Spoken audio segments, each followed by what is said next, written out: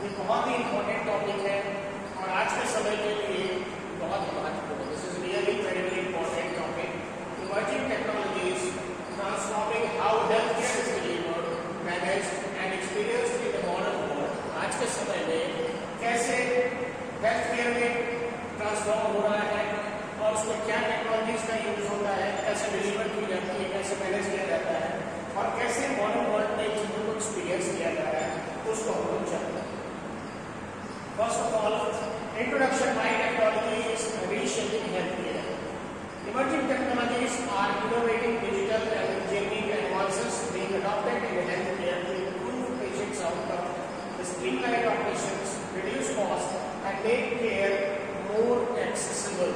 So overall, जो emerging technologies है, जो innovations हो रहे digitally और engineering में advancement हो रहा है, उसको हम अपनी healthcare में भी adopt कर रहे हैं, जिसके कारण से क्या होता है, पेशेंट का आउटकम, स्ट्रीमलाइनिंग, ऑपरेशंस को प्रॉपर स्ट्रीमलाइन करना, कॉस्ट को रिड्यूस करना और जो केयर है उसको मोर एक्सेसिबल बनाना, ये हमारा मेन एम होगा इस तरीके से टेक्नोलॉजी को यूज करना।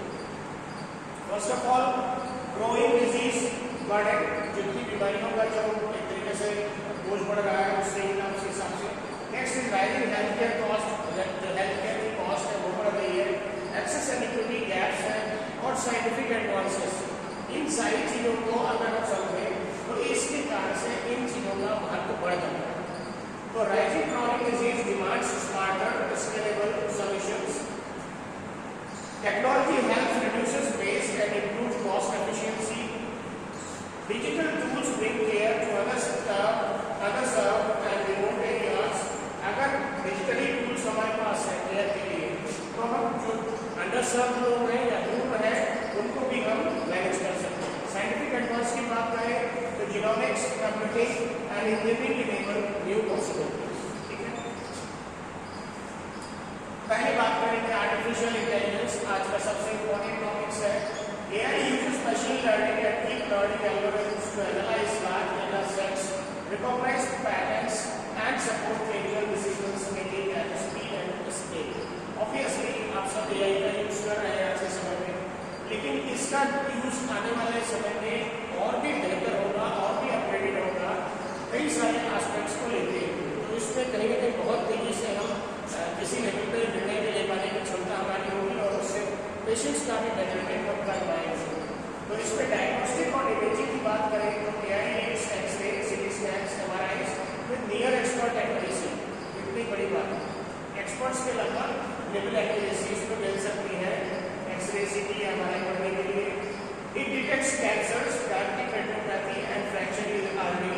Google DeepMind detects eye disease and retinal scans.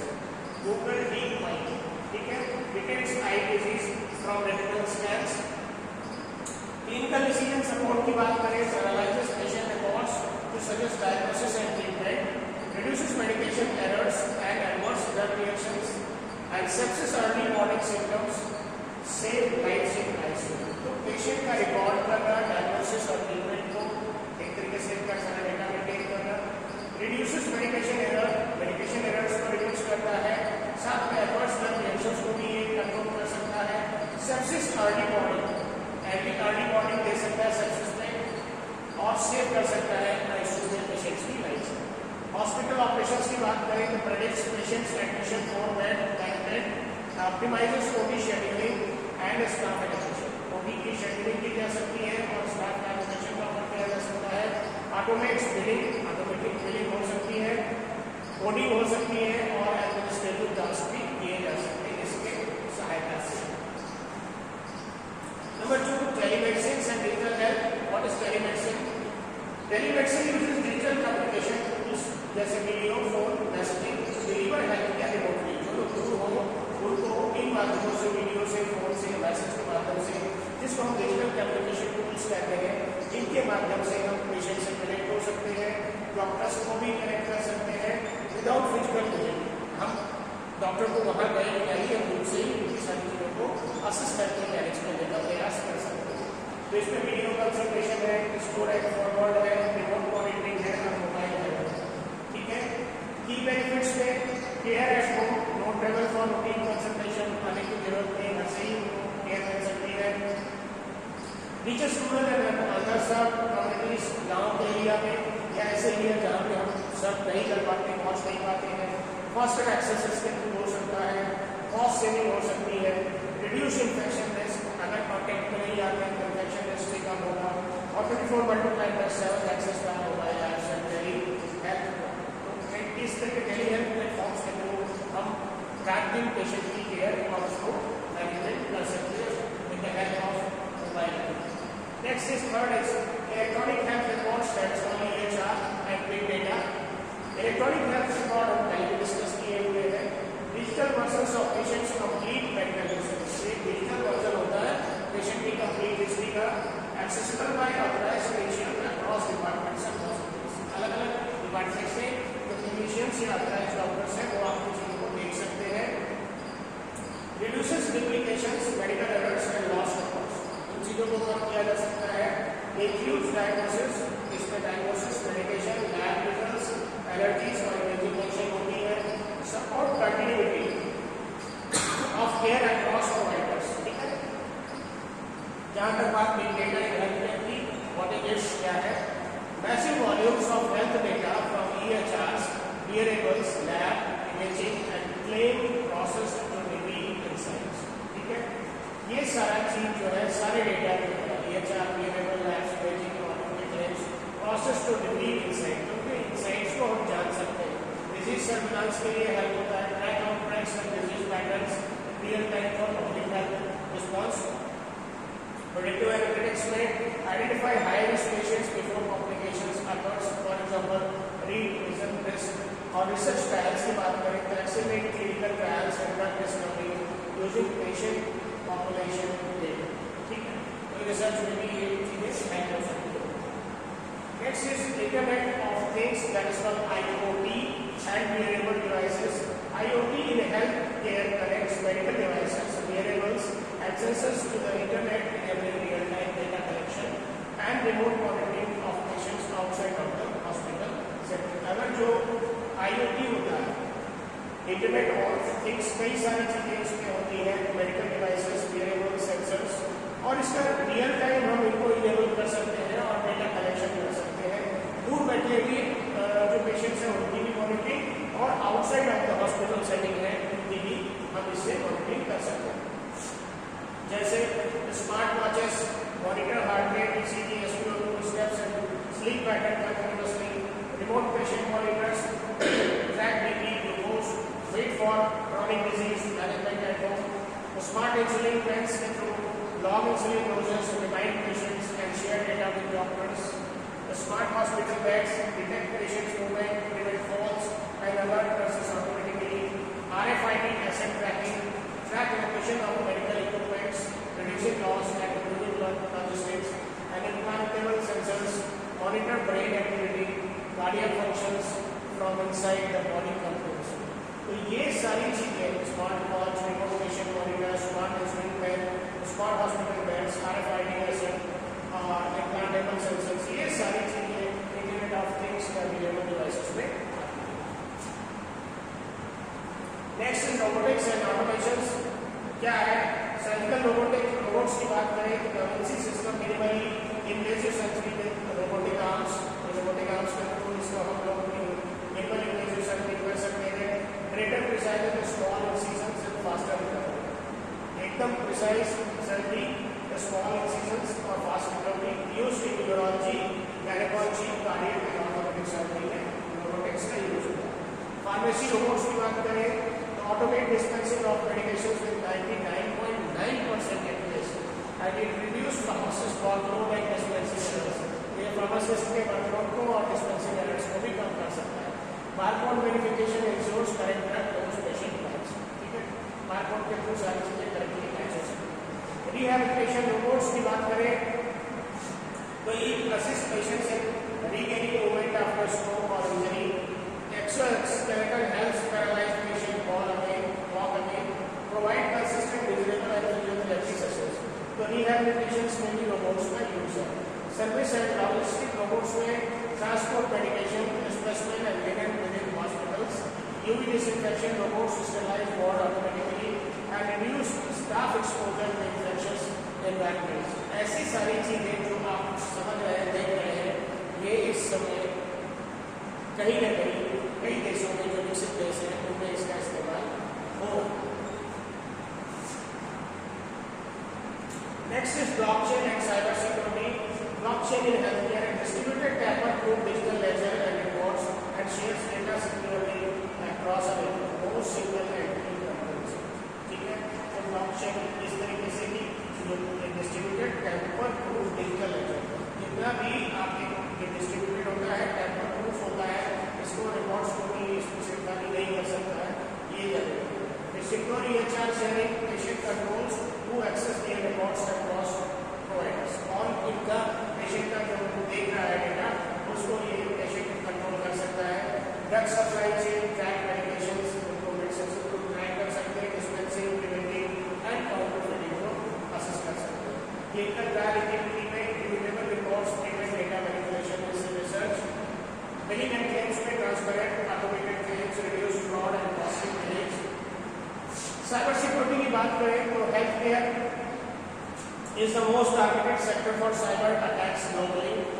Patient reports are 10 times more valuable than credit card data on the dark.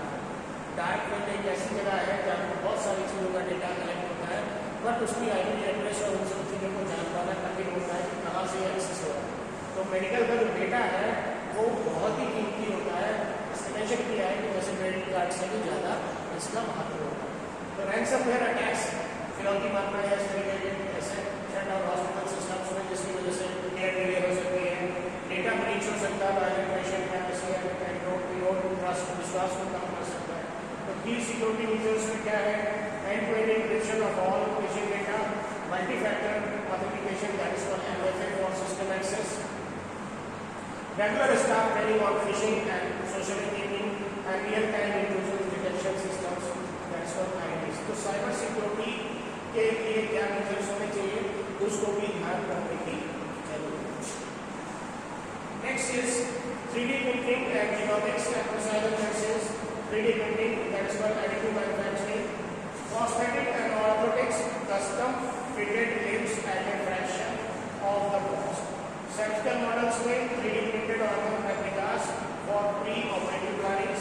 Implants की बात करें तो patient specific titanium hip, knee and skull implants.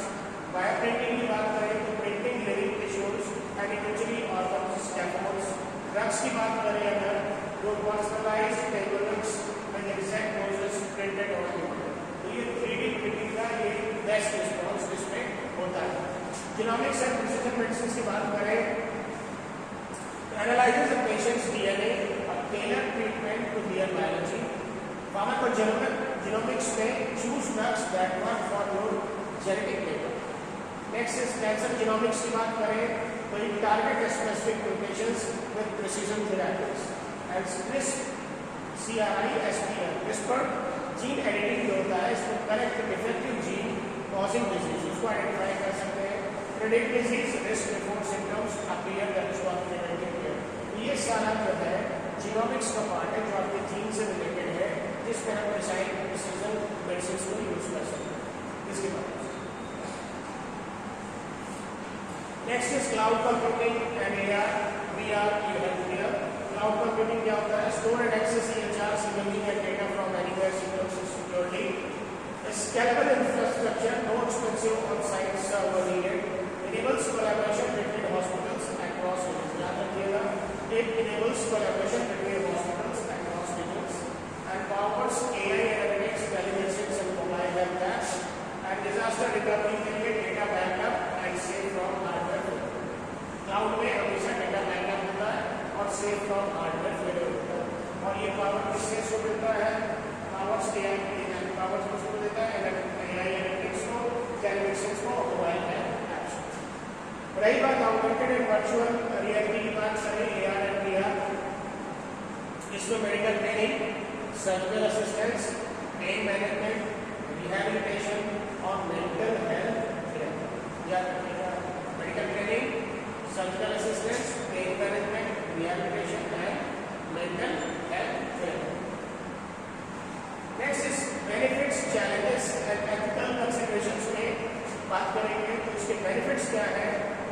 improved diagnostic accuracy, faster, more accessible care,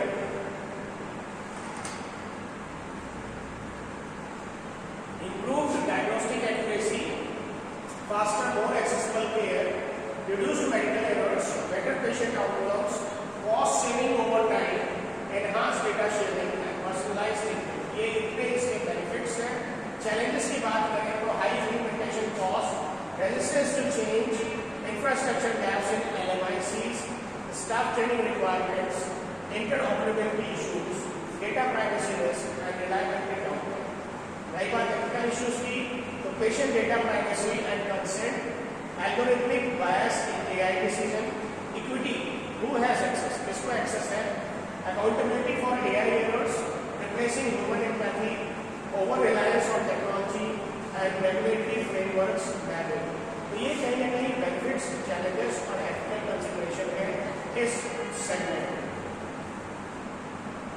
next is the key feature and takeaway. What's next? आगे क्या संभावनाएं हैं? Nano medicine, ये सब आप सुन लीजिए. Nano medicine, nano robots deliver drug directly to cancer cells. याद रखिएगा.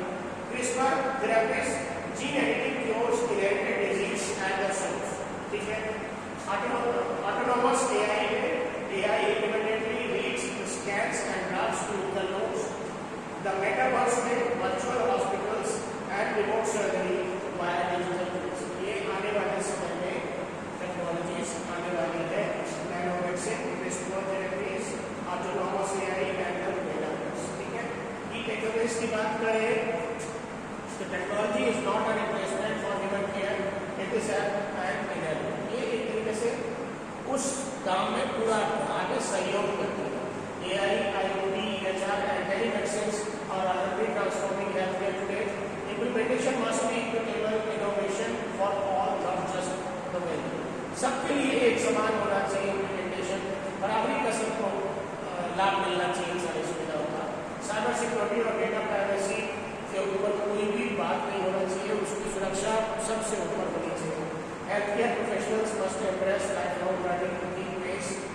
जो भी हेल्थकेयर प्रोफेशनल्स हैं उनको लाइफ लॉन्ग चीज़ों को सीखना ही होता है, उनको अपने साथ जोड़ना ही होगा ताकि वो आगे और अपडेट करें. The goal of all technology must remains the same, better patient outcome. Goal यही होना चाहिए कि बेटर पेशेंट का आउटकम कैसे हो सकता है. So that's why technology can amplify human potential. तो टेक्नोलॉजी जो है ह्यूमन का पोटेंशियल को एम्प्लीफाई करती है in healthcare.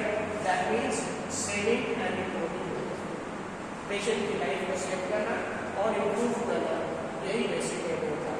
तो इसलिए टेक्नोलॉजी को अपने साथ जोड़ के रखना, चीज़ों के साथ अपग्रेड होना, चीज़ों को समझना. जितनी भी टेक्नोलॉजीज अपग्रेडेड होकर के आ रही है मेडिकल फील्ड में, उन सारी चीज़ों को नॉलेज होना, उसकी ट्रेनिंग होना और उसके बाद उसमें अपनी वर्किंग होना इम्पोर्टेंट होती है. क्योंकि अगर आपका एक्सेस सही होगा, आप उसको सही से मैनेज कर पाएंगे तो धीरे धीरे आपकी जो एफिशिएंसी है वो इम्प्रूव होगी.